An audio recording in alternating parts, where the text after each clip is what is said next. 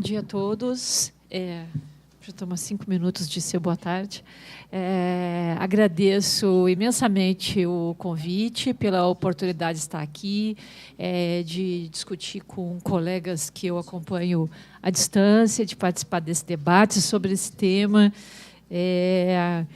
que é um tema sobre o qual acho que nós vamos continuar debatendo, porque o ano que vem a Constituição faz 30 anos, então o tema está mais do que no momento. Sobre a comemoração dos 10 anos do mestrado em Direito, eu faço minhas palavras do Diogo para poupar, não perder meu tempo. Mesmo que eu ensaiasse muito, eu não seria tão elegante quanto ele. Então, parabéns. É um grande resultado e todos nós que somos acadêmicos sabemos o trabalho que dá participar desse time. O que eu vou apresentar tem um diálogo importante com a apresentação que o Oscar e o Dimitri fizeram.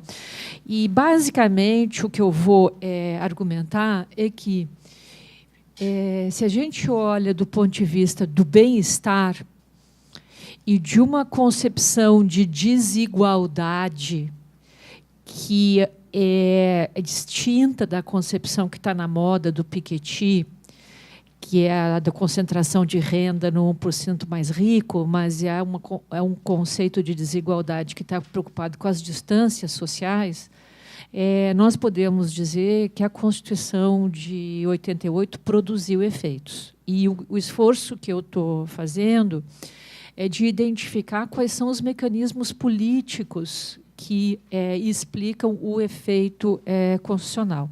Então, basicamente, o que eu vou fazer é apresentar alguns dados sobre redução das desigualdades sociais, nas quais eu serei breve, porque eu quero me concentrar no outro mecanismo, que é o mecanismo que, a meu juízo, é engendrado pela Constituição de 88. Tá? Deixa eu só me entender com esse... Vamos ver. Não é esse o meu slide. Eu vou adaptar com isso aqui, tá? Porque vai demorar muito e tal. Os dados que eu ia apresentar, na sexta-feira, eu publiquei um artigo com esses dados do Valor e o Jairo Nicolau me escreveu dizendo assim: o seu artigo está ótimo, mas o gráfico está péssimo. Me manda os dados que eu faço gráficos para você escolher. E ele fez gráficos bárbaros, assim, que são muito melhores do que essa. Agora eu estou até com vergonha do meu gráfico, mas, enfim, é o seguinte... Olha, nenhum de nós tem o olhar do Jairo, então fica tranquilo. Para nós vão parecer lindos os seus gráficos. Mas assim, e ele insistia e dizia assim: Marta, manda os dados que vai ficar evidente, o teu gráfico não está evidente. Depois eu vou procurar isso que eu tiver para mostrar para vocês. Mas é o seguinte, o ponto aqui é o seguinte: esses dados são dados sobre ganhos relativos de renda. Tá? Então, aqui... Deixa eu ver se eu consigo me entender com ele. Aqui nessa linha estão os vintis de renda. Tá? Isso é uma convenção entre quem estuda distribuição de renda, você ordena dos mais pobres para os mais ricos. E isso aqui é o ganho relativo de renda de cada um desses vintis na democracia, no período total. Tá? Então, quando esse gráfico está inclinado à direita, isso quer dizer que os mais pobres ganharam mais. Tá? E esse ganho aqui está concentrado em torno do 1 salário mínimo. Isso aqui é o governo Lula. E é isso que explica o recall do Lula. Tá? Isto aqui é o governo Sarney, que foi o governo mais regressivo da história da República. Este aqui é o governo Dilma. Esse aqui é o governo Fernando Henrique. E esse aqui é o governo Collor, que, olhe, os mais ricos perdem mais, possivelmente por causa do confisco da poupança. Mas o que eu estou querendo chamar a atenção de vocês, nós podemos voltar a isso depois, é que esse extrato aqui foi o que mais ganhou, e eles ganham mesmo, excetuado o Sarney. Olha aqui, no governo Collor todo mundo perdeu, e esse pessoal aqui não perdeu.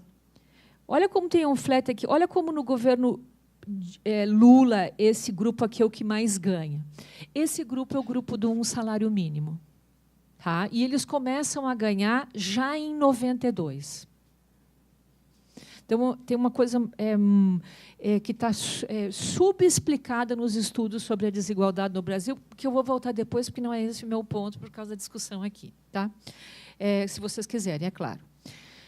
Então, o que explica aquele ganho lá do pessoal do salário mínimo? O salário mínimo teve um crescimento real desta ordem. Ele tem um pico no governo Lula e Dilma, mas o crescimento já começa no governo Fernando Henrique.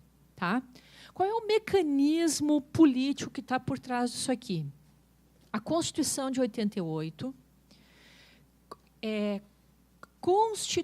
vinculou as pensões não contributivas a um salário mínimo.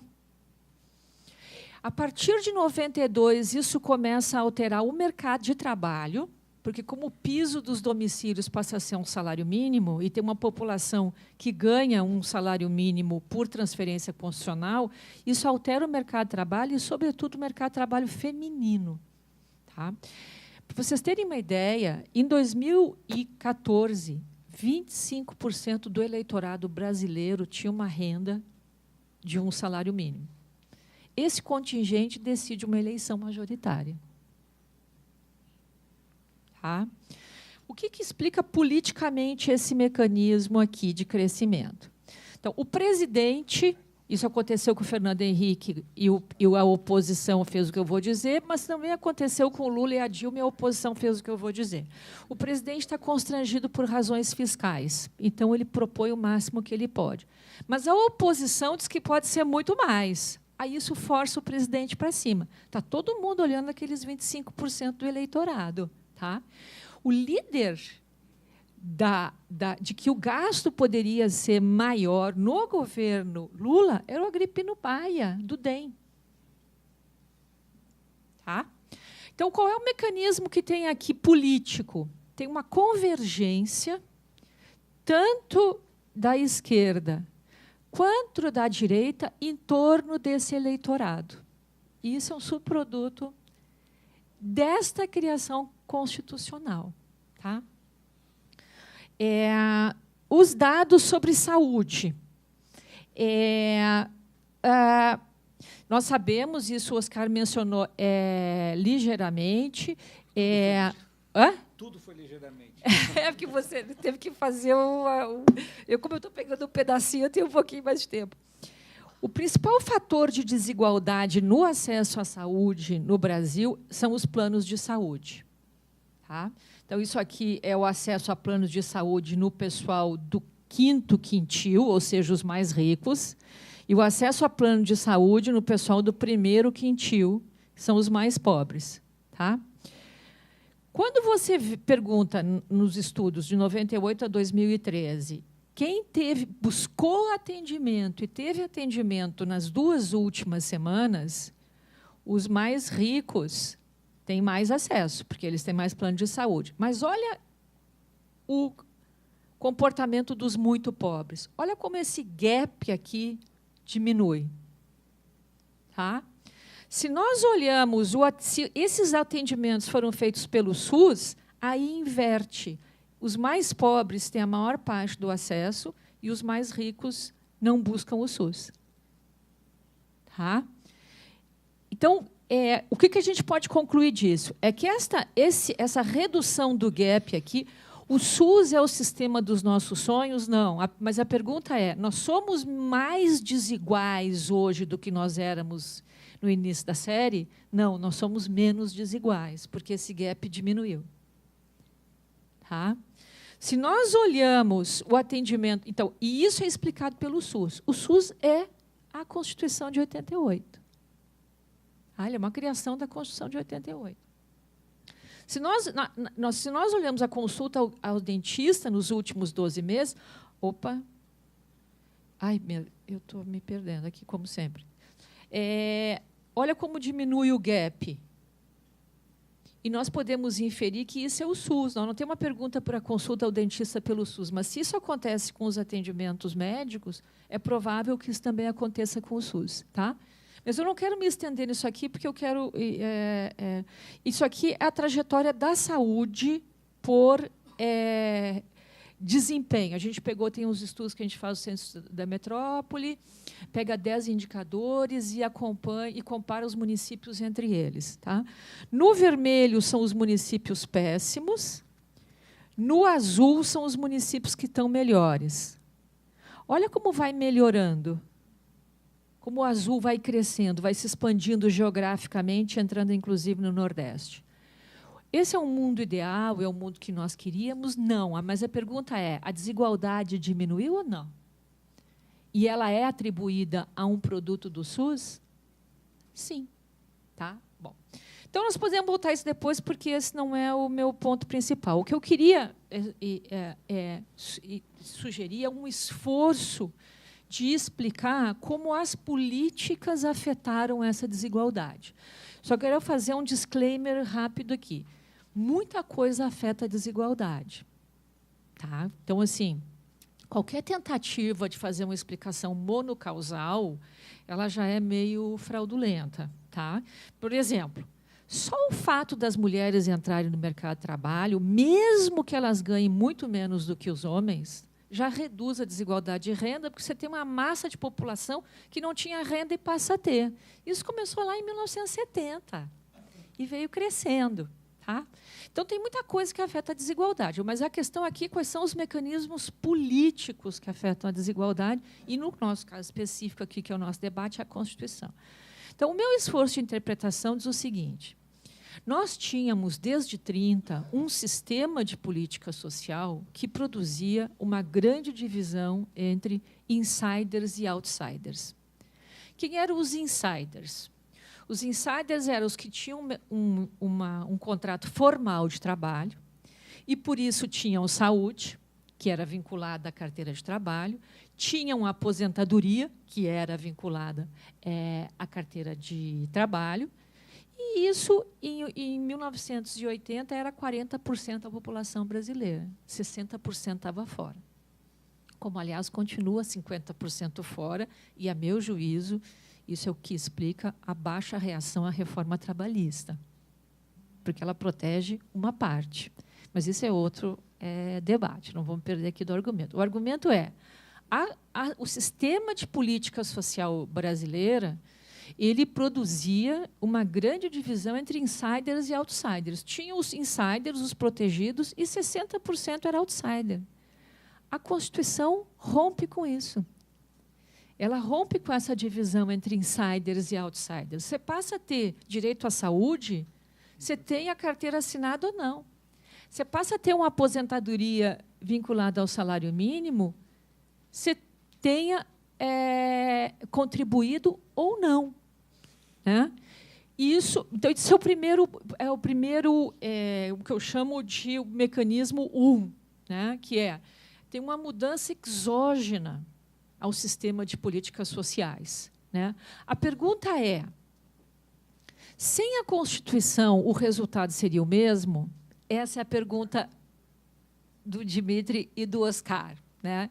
Nós não temos como responder isso, porque nós não temos um Brasil sem a Constituição como grupo de controle para comparar. Tá? Mas o fato é que o SUS produziu isso. Né? E o quê? Então, teve uma mudança paradigmática que rompeu com o vínculo trabalhista como critério de titularidade para direitos sociais. Tá? O que é curioso, e o Oscar também passou rapidamente sobre isso, mas isso é muito importante, é que a esquerda era minoritária na Constituinte. Francamente minoritária. O PT tinha 16 constituintes, o PDT tinha 26, o PSB tinha 1 e o PCdoB tinha 5. Né? E uma parte da explicação, o Oscar já avançou, ele não detalhou porque ele teve tempo, né? Mas tinha um regimento que ninguém me convence que isso não foi intencional, porque quem fez o regimento já sabia a composição da Assembleia, que você precisava ter 11 votos na subcomissão para fazer maioria E depois, quem era contra tinha que reunir 280 votos para derrubar. Ou seja, parte da mudança constitucional foi vontade da minoria. O que é, do ponto de vista normativo, very debatable, né? Mas também tinha uma preocupação, e aí que nós entramos no que eu acho que dá o engate posterior, o fato de que havia uma grande preocupação, mesmo entre os setores conservadores, de que a democracia não seria sustentável se não resolvesse o problema da pobreza, não necessariamente da desigualdade. Então, você tinha, no debate que criou o salário mínimo, até a Arena era a favor, votou a favor. Tá? Bom, então, eu acho que teve um mecanismo ali que produziu uma mudança exógena. Segundo mecanismo, já estou concluindo, o que vem depois. Porque aí a Constituição criou categorias de beneficiários que são amplas. Né? Então, quem é a população SUS dependente? É 75% da população. Não, eu tenho que fazer essa conta direito. A população SUS dependente é a população total menos a população que tem plano de saúde. A população que tem plano de saúde gira em torno de 25%. Que o tamanho das famílias diverge, mas, enfim, 75% de alguma coisa, sejam famílias ou domicílios, são dependentes do SUS. Quem é que vai votar coisas contra o SUS? Volto a dizer, 25% do eleitorado é dependente do salário mínimo. E nós tivemos, então, primeiro ponto, a Constituição cria amplas categorias do eleitorado que são dependentes dessa política social. No Brasil, nós temos taxas de participação eleitoral muito altas, elas giram em torno de 80%, em média. Tá? Segundo elemento do contexto, até muito recentemente, nós tínhamos uma esquerda que era eleitoralmente competitiva. Quer dizer, o Lula foi ao segundo turno em todas as eleições e a esquerda mobilizava o tema da desigualdade e da pobreza. Tá? Então, o que eu acho que é o mecanismo que a Constituição engendrou? Nós temos uma população que, por razões de renda, é dependente do Estado e é dependente dessas políticas. Essa população, ela participa eleitoralmente e você tem uma esquerda que é competitiva. O meu argumento é que a Constituição colocou a política, e a esquerda, o fato da esquerda ser competitiva, colocou a política social no centro da competição política. Isso implica que os custos políticos de votar legislação que impõe perdas a esse contingente eleitoral são muito altos. Isso pode ser usado contra você na próxima eleição. Né? Só um dado aqui, só para... Isso aqui é um levantamento sobre toda a legislação que passou na Câmara dos Deputados e no Senado de 90 a 2015, tratando de educação, de saúde, de salário mínimo e de saúde e de educação. Quanto disso foi a votação nominal? Menos de 20% na Câmara dos Deputados. Quanto disso foi a votação nominal no Senado? Menos, não chega a 1%. O que isso quer dizer? Que em toda essa legislação não teve nenhum partido que discordou de um ponto relevante a ponto de puxar uma votação nominal, que é fácil de puxar, para impor custo político para o oponente. Em outras palavras, esquerda e centro-direita, ou mesmo a direita, convergem em torno desses temas, por razões de sobrevivência eleitoral. Como a nossa distribuição de renda é muito concentrada, a direita não sobrevive politicamente apelando só para os ricos. E como o setor urbano industrial também é muito pequeno, a esquerda também não sobrevive politicamente só apelando porque seria a sua base eleitoral. Então, eles convergem para a questão social. Então, a tendência é que os custos políticos de mudar essas políticas e de impor perdas do ponto de vista da legislação são muito altos. A minha aposta é que isso tende a produzir uma resiliência do texto constitucional nessas áreas, né? Que estão no centro da competição política por todos esses mecanismos, né? Nós não saberemos o que acontecerá no cenário de a esquerda ser fraca eleitoralmente. Tá? Mas isso aí, alguém vai ocupar esse espaço. Alguém vai ocupar esse espaço, dadas as características da população brasileira. Estourei meu tempo? Não. Tá bom. Pode falar. Agora, só que eu tenho mais um segundinho, o grande limite é o financiamento. O problema é quem é que paga, que também é um ponto que você apontou. Quem é que vai pagar por isso? Porque, de fato, a conta não está fechando com o nosso sistema tributário. Né? É isso.